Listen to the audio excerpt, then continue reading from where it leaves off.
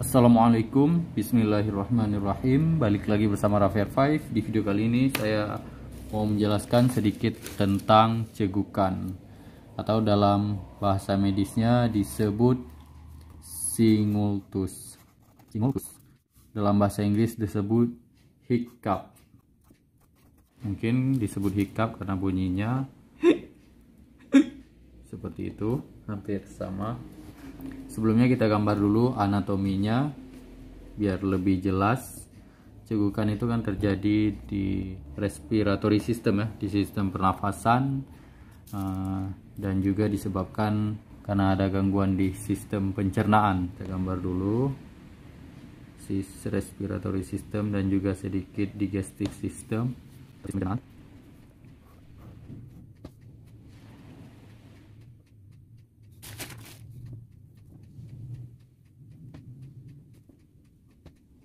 Ini kita buat sistem pernafasan dulu ya. Ini kita gambar trachea. Sini ada paru-paru. Oke, paru-paru ada dua tentunya, kanan dan kiri. Sorry, gambar yang kering ya. Paru-paru kiri lobusnya ada dua dan paru-paru kanan lobusnya ada tiga. Ini salurannya teman.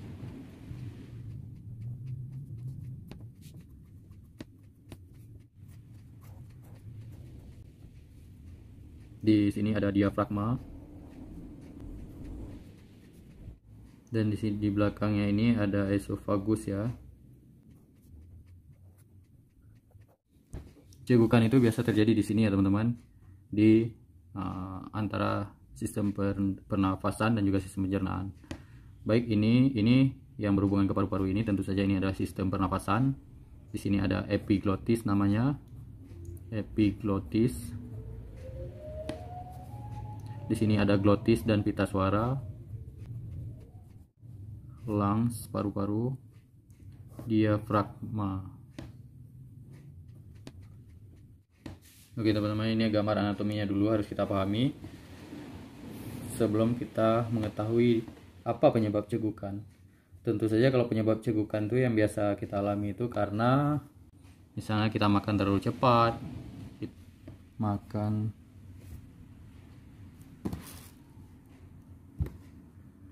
terlalu cepat,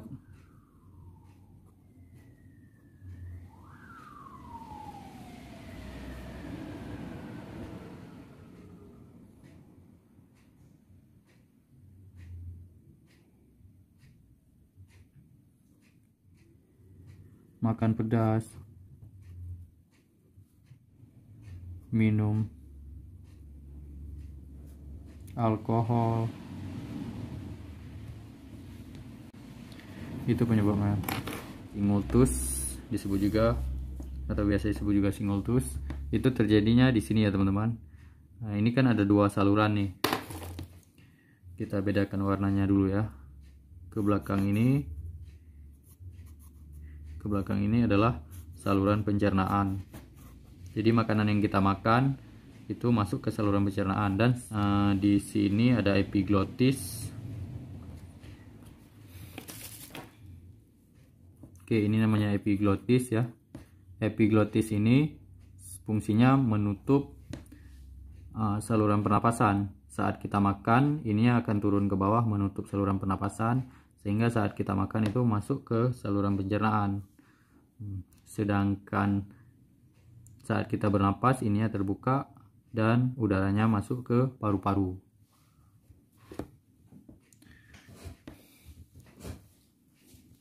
Jadi cegukan itu terjadi misalnya kita tadi makan terlalu cepat, minum alkohol, seperti yang kita lihat di TV-TV ya. Kalau kita belum pernah mengalaminya, kan orang mabuk itu kan cegukan ya.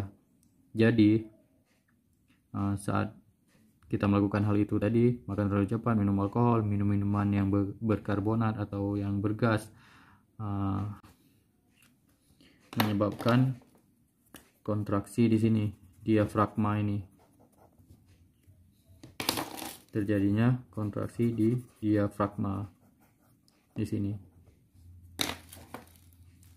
Jadi diafragma ini dia ya, diafragma ini saat kita bernafas dia turun ke bawah. ya, turun ke bawah, dia diafragmanya membuat rongga di paru-paru ini menjadi lebar sehingga udara masuk kemari. Sedangkan saat kita keluarkan nafas, kita tiup nafas, diafragmanya naik ke atas sehingga udaranya keluar karena paru-parunya tertekan ya, sempit seperti itu. Jadi kalau terjadinya hiccup atau cegukan itu, diafragmanya berkontraksi ke bawah secara spontan dan tetapi epiglotis dan juga epiglotis itu menutup saluran pernapasan.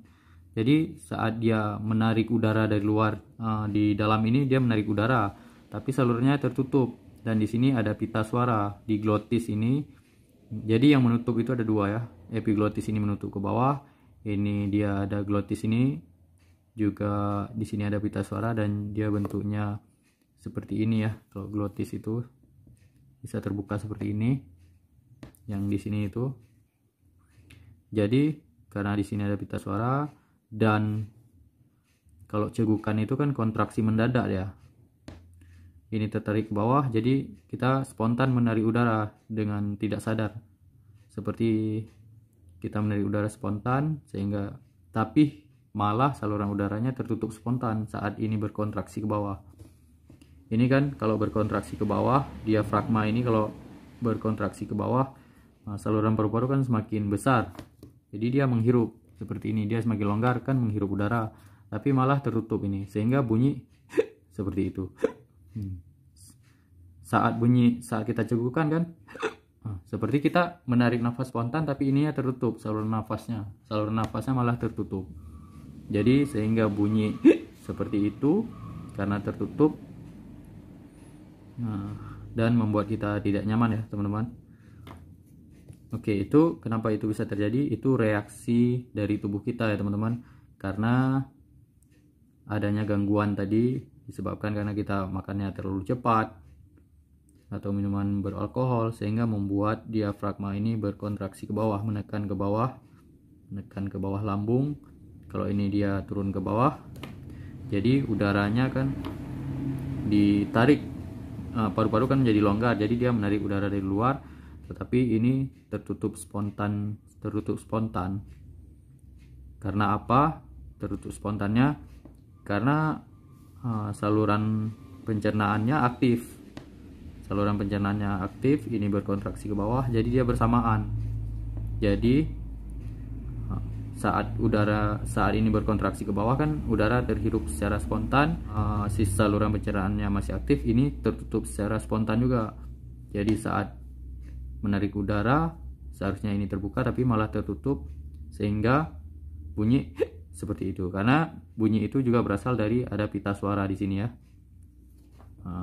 Sebelumnya ini namanya nasofaring di sini. Nasofaring, saluran nasofaring, ini saluran orofaring, dan ini laringofaring. Jadi cegukan itu terjadi di faring ya, tepatnya di laringofaring. Di sini ya teman-teman, di pita suara dan epiglotis. Di laringofaring ini di sini ada epiglotis, ada glotis penutup saluran pernapasan juga, dan di sini ada pita suaranya. Oke teman-teman. Jadi singultus atau cegukan itu terjadi karena kontraksi diafragma ke bawah sehingga melonggarkan paru-paru dan menarik udara dengan spontan, dan juga epiglotisnya menutup. Makanya terjadi bunyi dan terjadilah cegukan. Itulah yang dinamakan cegukan. Oke teman-teman, semoga bisa dimengerti ya. Sekian, semoga bermanfaat. Jika ada pertanyaan silahkan tanyakan di kolom komentar, dan juga mohon kritik dan sarannya jika penjelasannya masih kurang jelas. Bagi teman-teman yang lebih mengetahui silahkan tambahkan di kolom komentar. Terima kasih telah menonton. Assalamualaikum.